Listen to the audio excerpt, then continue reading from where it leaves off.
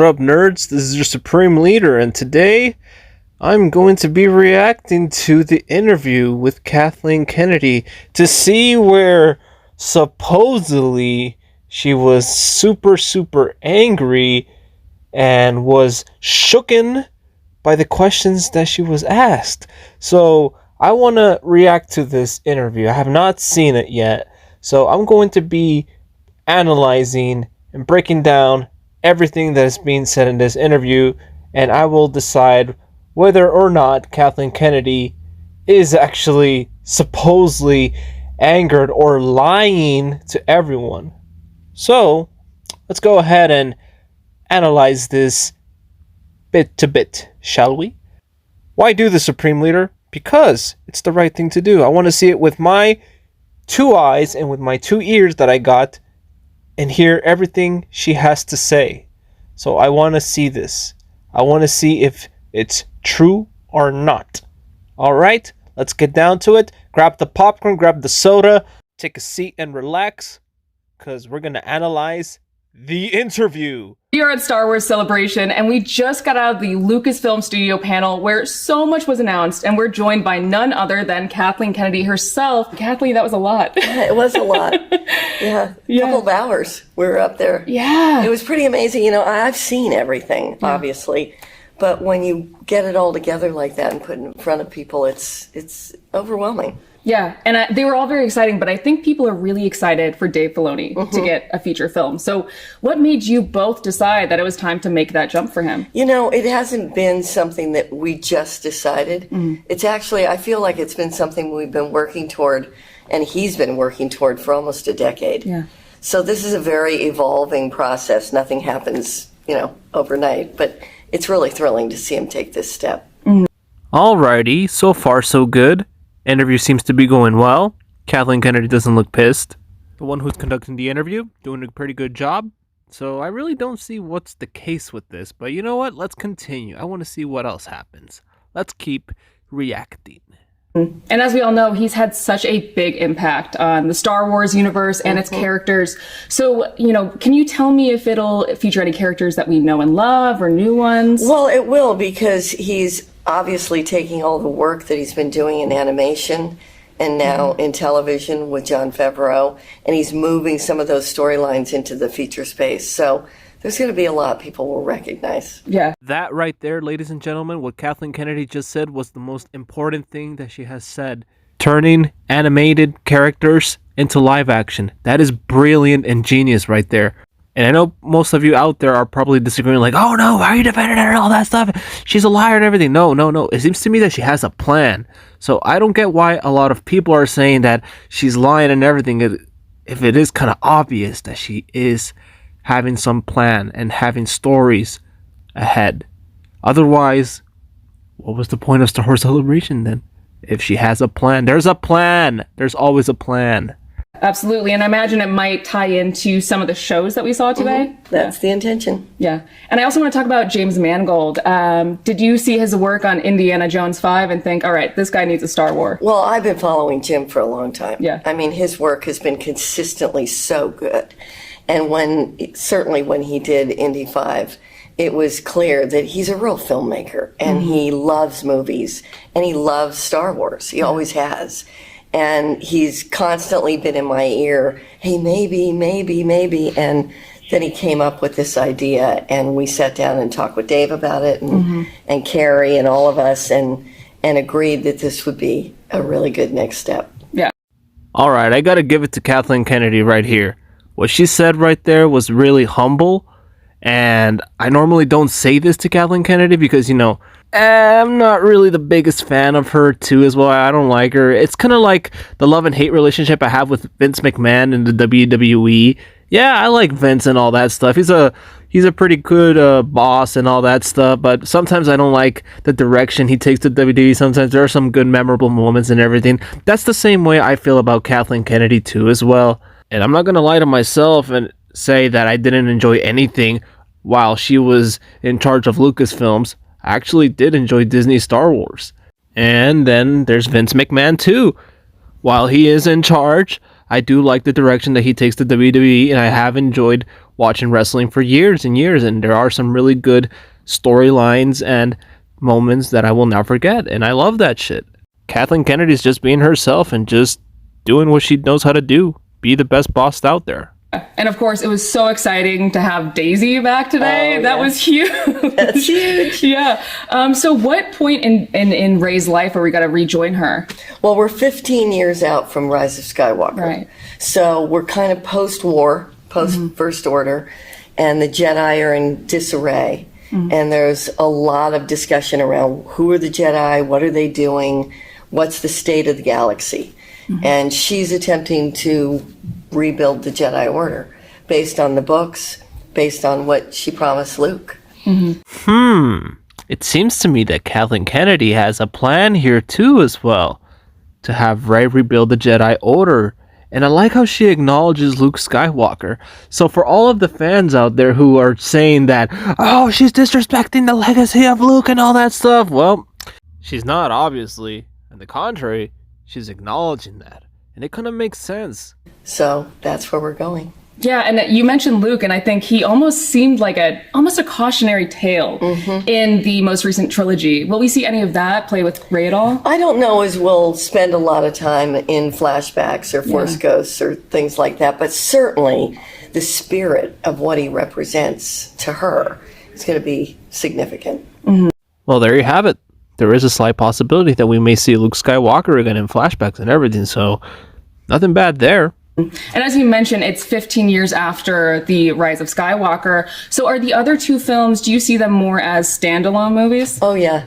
What we're doing when we say standalone now, a lot of the storytelling, as you can see in the work that we've been doing in television, we started as a standalone idea and then it's grown.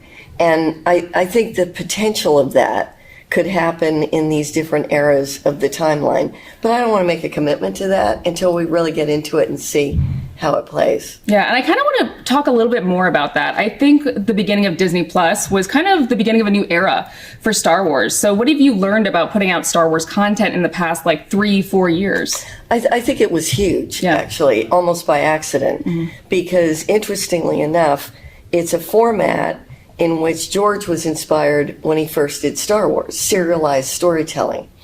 And so when we got into the television space and realized we had this kind of long-form storytelling that we could get into, it was really conducive to Star Wars. And it's given us a lot of flexibility, opportunity to experiment. We knew we needed to introduce new characters, new storylines, and we could do that without the huge expectation of a movie. And now we're ready to move back into the movie space, and it's really exciting. Yeah. I don't know about you guys, but it seems to me Kathleen Kennedy knows exactly what she's saying. And normally I don't say this, but damn, everything that she said right there was correct.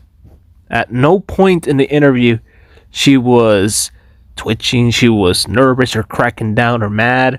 Calm and said it how it is. And I think if George Lucas was there on the sidelines, he would actually support her on this. Because that's what he would have wanted. With either Filoni, Favreau, whoever is in charge. That's what he would want. He would want his characters to be out there and to be treated with respect and have good stories behind them. And that's what we've gotten. That's what I feel like we've gotten with the Book of Boba Fett, Obi-Wan, Andor, The Bad Batch, Ahsoka. Heck, we don't even talk about the Clone Wars. The Clone Wars, the last season, about how good that was. So you guys are telling me, the fans out there who are all against Kathleen Kennedy, everything, are you guys telling me that the Clone Wars, the last season, you guys did not enjoy that? But what she says is absolutely right too. She did bring more character to these characters. For instance, Boba Fett, who was not known for pretty much anything until he came back in The Mandalorian and he got his own show. We saw how he came back. Pretty badass. And, Tales of the Jedi with Count Dooku and Ahsoka. We get to hear their stories. That was nice too. So I don't really see the context the butthurt menace out here or all the angry Star Wars fans are complaining everything is fine. And for all the movies that we did hear about today, we do know that there are some that have been shelved. Well, they haven't been shelved. Oh. Most things haven't been shelved. Development is a complicated, long-term process. Some people, we're dealing with scheduling. Yeah. Because obviously really talented people are working. So we don't, it's often not a shelving.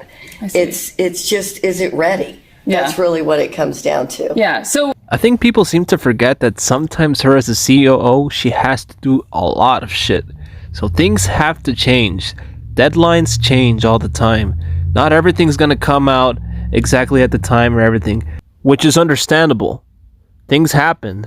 You have to meet deadlines. You have to see what times you gotta meet with the actors, see if they're available. There's contracts, etc., etc., etc. There's a lot of work that she has to do. And I know there's a lot of projects that she wants to take out too as well, and I respect that. I'm thinking about kind of projects like Rogue Squadron and Kevin Feige's project. So could those still see the light of day? Kevin Feige's project was something announced in the press, or I suppose fandom, but there was nothing ever got developed. Right. We never discussed an idea. We did, as everybody knows, Kevin's a huge Star Wars fan.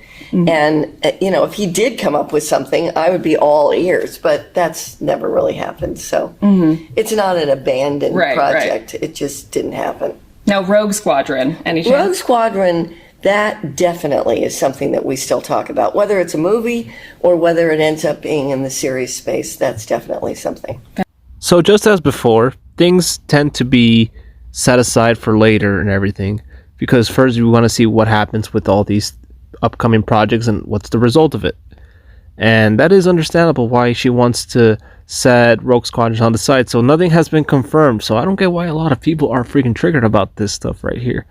Everything she's saying seems accurate. It's like if Kathleen Kennedy said that director James Wan is going to direct Star Wars The Force Unleashed, supposedly, but it's just a rumor. It's rumors. We don't know. Until we don't see a trailer, that's when we'll know what happens. Or at least see something that indicates that there is a confirmation we are going to get a movie, but otherwise it's just rumors.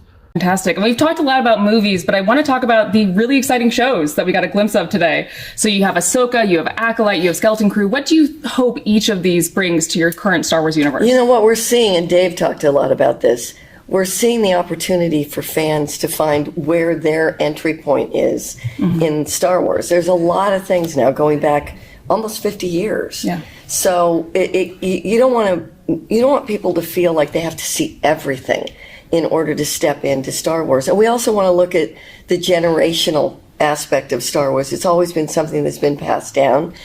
Well said, Kathleen Kennedy. Well said.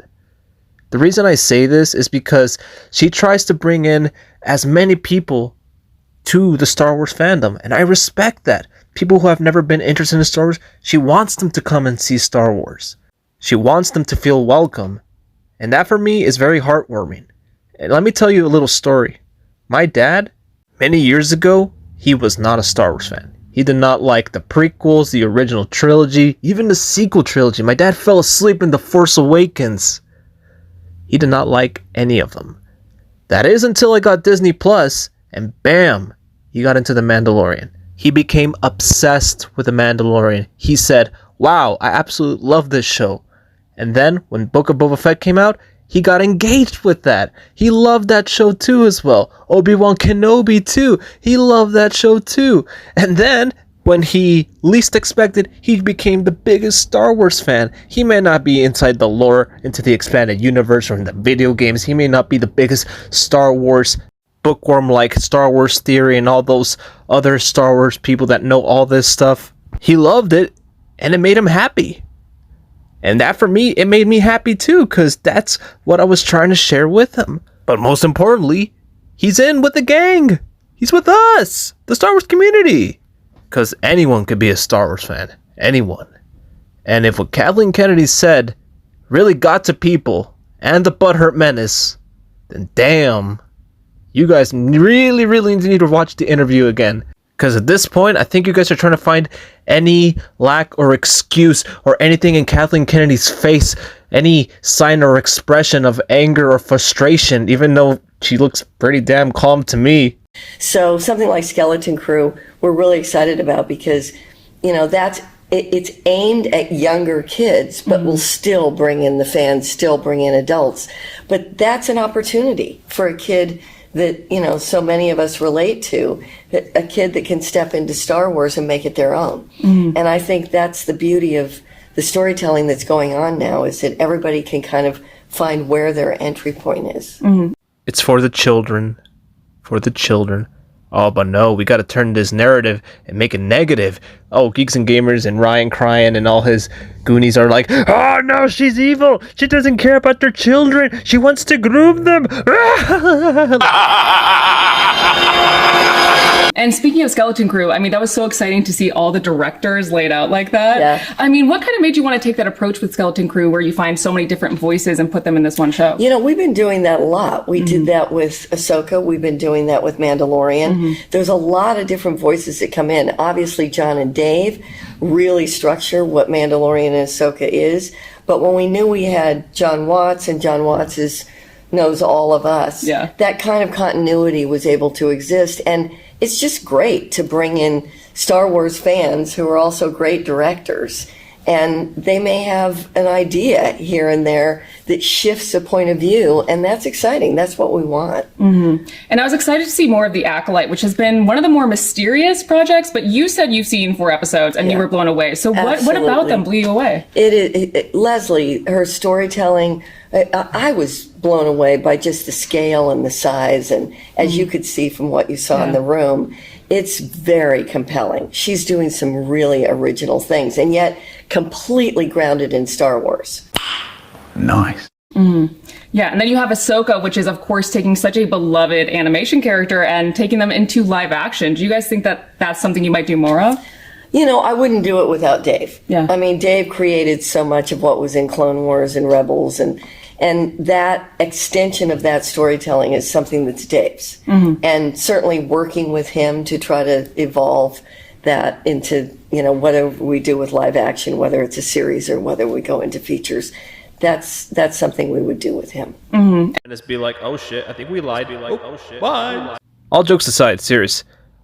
I'm starting to notice that the people who are reacting to Kathleen Kennedy's interview, I think they're overreacting just a bit. And you guys have really played with kind of like intersecting these shows. You've had like The Mandalorian and Boba Fett, and we had a Thrawn mention in Mandalorian just now. I mean, is that something you might play with more, or do you think these are going to be more standalone projects? Well, that's really building toward what Dave's doing in the feature space. Yeah, absolutely. Very intentionally. And how far, going back to these movies, how far along are they in development? We're pretty far along. These are things, there's, as you can imagine, certainly looking at what Dave's been doing with Ahsoka, that'll be at least 6-7 years building to what it is we're going to be doing in a movie. As far as Charmine, we've been working on that for a couple of years already. And with what Jim's doing, Jim and I, because we had the benefit of doing Indiana Jones together, there was a lot of discussion about what that story is. And so he's, what's great about Jim is he's a writer-director, much like Dave is. So he can move that along at a pretty fast pace. So everything's kind of moving along. We may have a really nice situation where we have all of these things ready to go and we can take our time figuring out when we make them. Yeah, I mean, we'd like that to see them all go out. And I think Star Wars is kind of a genre unto itself at this point. Are there any kind of genres, though, that you want to play more within Star Wars? Well, I think we've been doing that. Yeah. I mean, obviously, George started that. So, specifically, we're looking at Westerns with what Mandalorian is. That Dave is very influenced by Kurosawa and Japanese films. And that, I would say that influences the tone of Ahsoka probably more than it does with Mandalorian. And then Amblin movies, Goonies, that kind of thing. Yeah. Those fun kid adventure stories, that's very much influencing Skeleton Crew. And then the spy thriller with Tony Gilroy and Andor was very much in the vein of, Bourne and the things that he's done. So very distinct genre. We're almost near the end of the interview, and at no point of the interview I sense any sense of awkwardness or a sign of uncomfortable from either the one conducting the interview or any sign of sweat from Kathleen Kennedy herself. Everything she has said is right on. Do I feel triggered by anything she has said in the interview? No. Does she have a plan? Yes. Are we going to get more films and TV shows? Of course. Work in progresses? Obviously. Rome wasn't built in a day, was it? I would love for somebody to debunk what I'm saying and actually try to explain themselves why she is the so big evil of Lucasfilm, because I really don't see it. All I see is somebody who is trying to give us what we want and make Star Wars not enjoyable just for you, but for everyone. No, you're so right. And I also want to ask about Donald Glover recently talked about the Lando series. Can you give us any update on that? Is it still happening? I can just tell you it's still happening. Yeah. And he's very excited about it. Clearly. Yeah. And before we wrap up, I just want to, see if there's any like major hope that you want to, a new hope, that you want to strive for in this kind of new era of Star Wars that you just announced today. It's as I said, I think quality is always everything. Yeah. We want to tell resonating stories that really speak to what Star Wars is. I don't want it, and none of us want it, to become like everything else. We want it to be something that continues to live up to the expectation that fans have. And that's the most important thing to all of us. Yeah, absolutely. Well, thank you so much, Kathleen. That was so great. Thank you. And that was Kathleen Kennedy being interviewed. And I gotta say, I wasn't very disappointed with what she had to say. And for those of you who are watching this video, if you guys are, then I'm sorry. And you guys can call me every single name in the dictionary. Phony, fake fan, you shill, whatever the fuck you want. I stand with her. And what she has to say. She made some really good valid points. She told us about these upcoming future projects that she was going to do for Star Wars. Everything looks fine to me.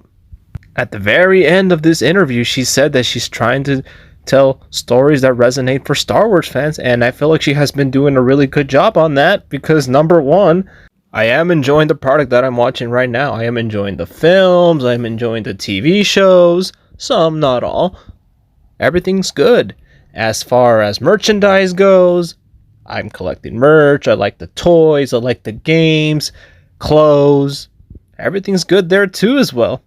I like pretty much everything Kathleen has done with Star Wars so far. I hope she continues, That we continue to see more Star Wars stories, more characters. Forgot to mention world building too. That counts as well. This interview was great. Kathleen Kennedy answered the questions, said what she was going to do. Nothing wrong there. In no point of the interview she was angry like Hulk or salty and butthurt as Ryan crying or the rest of you Goonies. No, she seemed okay. They really try to make... And what I find funny about this is that they really try to find anything to crack and break her confidence. And if they think that they just take out all this videos about her, like how she was nervous, how she's mad and everything, if you guys think that broke her confidence and everything, no, she's just gonna continue like a boss. I know you guys can't see it, but at the end of that interview, she grabbed that mic and dropped it, calling her a liar and all that bullshit. Right. A liar would have been like, for instance, let's see, that in the Ahsoka series, Rosario Dawson is coming back and then she gets recasted for, let's say, who do you like? Rihanna.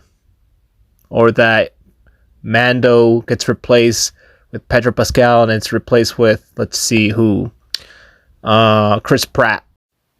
Well, in conclusion, I think all of this was just put out for context. I really don't think anything that she said was a lie.